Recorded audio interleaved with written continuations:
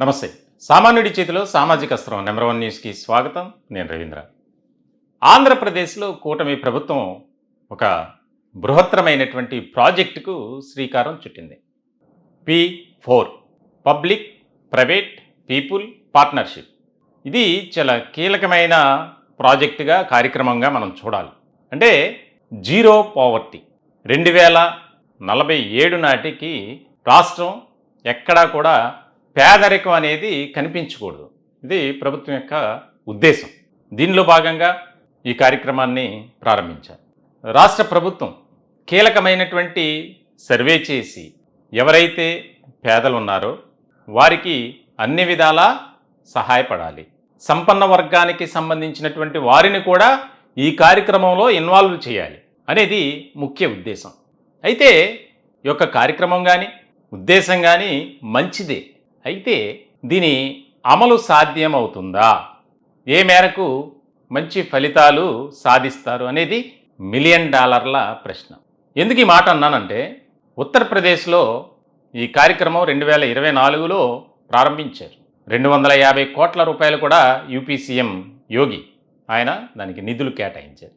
అయితే అక్కడ ఉన్నటువంటి పరిస్థితులను బట్టి చూస్తే ఆ సర్వే కానీ ఆ కార్యక్రమాన్ని ఏ రకంగా మనం అమలు చేయాలి అనేది చాలా క్లియర్ కట్గా ఒక రూట్ మ్యాప్ అనేది సిద్ధం చేసుకున్నారు ఆ గవర్నమెంట్, యూపీ గవర్నమెంట్. కానీ సాధ్యపడిందా అంటే ఇప్పటి వరకు కూడా ఎలాంటి అమలుకు నోచుకోలేదు.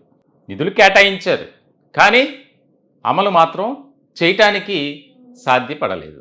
దానికి ప్రధానమైనటువంటి కారణం ఏంటంటే సర్వేలో లోపం. అధికారులు చేపట్టినటువంటి సర్వే ఏదైతే ఉందో, అంటే ఒక జిల్లాను పైలట్ ప్రాజెక్ట్ కింద తీసుకున్నారు. ఆ జిల్లాలో ఉన్నటువంటి కొన్ని వేల కుటుంబాలను సర్వే చేశారు కూడా. అయినా సరే ఎవరు పేదరికంలో ఉన్నారు, ఎవరు సంపన్న వర్గంలో ఉన్నారు అనే దానికి ఒక క్లారిటీ ఇప్పటి వరకు కూడా ప్రభుత్వం ఇవ్వలేకపోయింది. అంటే సర్వేలో రకరకాల అవరోధాలు, అడ్డంకులు, ఇబ్బందులు ఎదురయ్యాయి. దాన్ని అంతంత మాత్రంగానే అలాగే ఉంది. ఉదాహరణకు డైరెక్ట్గా చెప్పాలంటే ఎక్కడ వేసిన గొంగలి అక్కడే అన్న చందంగా ఉంది. మరి అంత పెద్ద రాష్ట్రంలో ఈ కార్యక్రమాన్ని తలపెట్టినటువంటి యూపీ సర్కార్ విఫలమైంది. మరి ఏపీ సర్కార్ సక్సెస్ అవుతుందా అనేది ఇక్కడ కీలకమైనటువంటి ప్రశ్న. ఇప్పటికే ప్రభుత్వం దగ్గర చాలా కీలకమైనటువంటి సమాచారం ఉంది, పేదరికానికి సంబంధించినటువంటి డేటా ఉంది. రాష్ట్రంలో లక్షల కుటుంబాలు పేదరికంలో మగ్గుతున్నాయి అనేది ఉంది. మరి ఇప్పుడు ఈ P4 కంటే ముందుగా ప్రభుత్వం ఇంకా ఒక అడుగు ముందుకు వేసి దానికి సంబంధించి పేదరిక నిర్మూలనకు రకరకాల కార్యక్రమాలు చేయొచ్చు. దీని ద్వారా ఎంతవరకు సాధ్యపడుతుంది అనేది ఇక్కడ పొలిటికల్ సర్కిల్లో వినిపిస్తున్నటువంటి మాట. ప్రజల్లో కూడా ప్రభుత్వం దగ్గర ఆధారాలు లేవా, ప్రభుత్వం దగ్గర సమాచారం లేదా, మరి ఎందుకు ఈ రకమైనటువంటి మళ్ళీ కొత్త కార్యక్రమానికి శ్రీకారం చుట్టారు అనే ప్రశ్నలు తలెత్తుతున్నాయి. ఇప్పటికే గత 5 ఏళ్లలో అంటే 2019 నుంచి 2024 వరకు వైఎస్ఆర్సీపీ జగన్ ముఖ్యమంత్రిగా ఉన్నటువంటి సందర్భంలో రాష్ట్రం ఆర్థికంగా నష్టపోయింది, అప్పులు పాలైంది. అభివృద్ధి పరంగా చూస్తే అంతంత మాత్రంగానే ఉంది. అన్ని విషయాలలో రాష్ట్రం అధోగతి పాలైంది అని మనకు తెలిసినటువంటి అంశమే. మరి ఇప్పుడు కూటమి ప్రభుత్వం అయినా సరే రాష్ట్ర ప్రజలకు సంబంధించి, రాష్ట్ర ప్రయోజనాలకు సంబంధించినటువంటి విషయాల్లో చాలా కీలకమైనటువంటి నిర్ణయాలు తీసుకోవాలి. ఇతర రాష్ట్రాల్లో ఈ యొక్క కార్యక్రమం ఏదైతే జీరో పావర్టీ ఉందో అది అమలు సాధ్యం కానప్పుడు ఆంధ్రప్రదేశ్లో సాధ్యపడుతుందా, చేయగలరా, ఇలా అనేక రకాలుగా ప్రశ్నలు. కానీ ఒక రకంగా చెప్పాలంటే ఆంధ్రప్రదేశ్లో కూటమి తెలుగుదేశం పార్టీ, జనసేన, భారతీయ జనతా పార్టీ 3 పార్టీలు కలయికతో ప్రభుత్వాన్ని నిర్వహిస్తుంది. అనేక అభివృద్ధి కార్యక్రమాలు, వెల్ఫేర్ స్కీమ్స్ ఇవన్నీ చేస్తూనే ఉంది.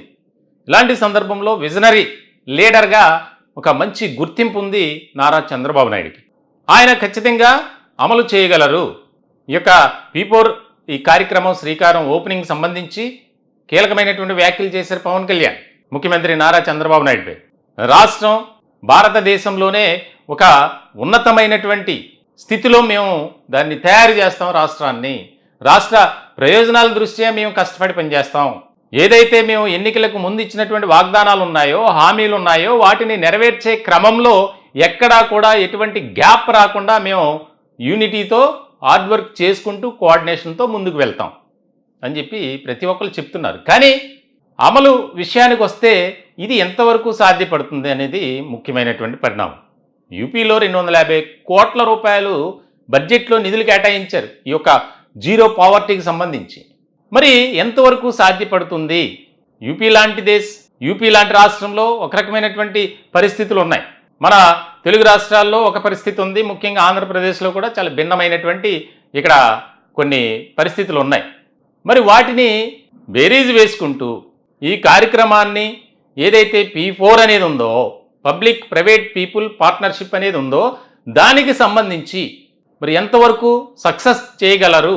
ఒక ప్రణాళికాబద్ధంగా చేస్తే ఖచ్చితంగా ఏ పథకమైనా ఏ కార్యక్రమం అయినా 100% విజయం సాధించవచ్చు అనేది అందరికీ తెలిసినటువంటి అంశమే.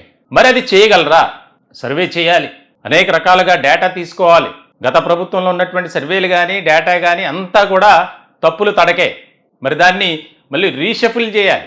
ఇటువంటి పరిస్థితులు అంటే ఒక రకంగా చెప్పాలంటే ప్రభుత్వం ముందు ప్రతికూల పరిస్థితులు ఉన్నాయి, అనేక రకాలుగా అడ్డంకులు ఉన్నాయి. వాటిని అధిగమిస్తూ ముందుకు వెళ్ళడానికి ఎలాంటి ప్లాన్ అనేది ఉంటుంది? సరైనటువంటి ప్రణాళికతో ముందుకు వెళ్ళాలి. వెళ్ళే అవకాశం ఉందా? వెళ్తే ఖచ్చితంగా సక్సెస్ అవ్వచ్చు. ఇండియాలోనే కాదు, ప్రపంచవ్యాప్తంగా ఈ యొక్క ఏదైతే P4 అనేది ఉందో కరెక్ట్గా అమలు చేస్తే ఆంధ్రప్రదేశ్ రాష్ట్రం అనేది రోల్ మోడల్గా మారుతుంది అనేది కూడా పొలిటికల్ సర్కిల్లోనే కాదు, న్యాయ నిపుణులు కానీ ఈ యొక్క ఫైనాన్షియల్ ఎక్స్పర్ట్స్ ఎవరైతే ఉన్నారో, ఆర్థిక పరమైనటువంటి నిపుణులు ఉన్నారో, వారు కూడా చెప్తున్నటువంటి మాట ఇదే. సరైనటువంటి నిధులు కేటాయించుకుంటూ రాష్ట్రంలో ఉన్నటువంటి పరిస్థితులను ఎప్పటికప్పుడు సమీకరణ చేసుకుంటూ ఏదైతే జీరో పావర్టీ అనే నినాదంతో కూటమి ఒక మంచి లక్ష్యమే, దాన్ని అమలు చేయటానికి సరైనటువంటి రీతిలో అమలు చేయటానికి పథకానికి సంబంధించినటువంటి విషయంలో చాలా నిబద్ధతతో పనిచేయాలి. దానికి సంబంధించి మరి ఏ విధంగా ముందుకు వెళ్తారు ముఖ్యమంత్రి అనేది ఇక్కడ ఒక రకమైనటువంటి చర్చగా మారింది. ఈ టాపిక్పై మీ విలువైనటువంటి అభిప్రాయాలు, సలహాలు, సూచనలు కామెంట్ రూపంలో తెలియజేయండి. దయచేసి మా ఛానల్ని సబ్స్క్రైబ్ చేసుకోండి. Thank you.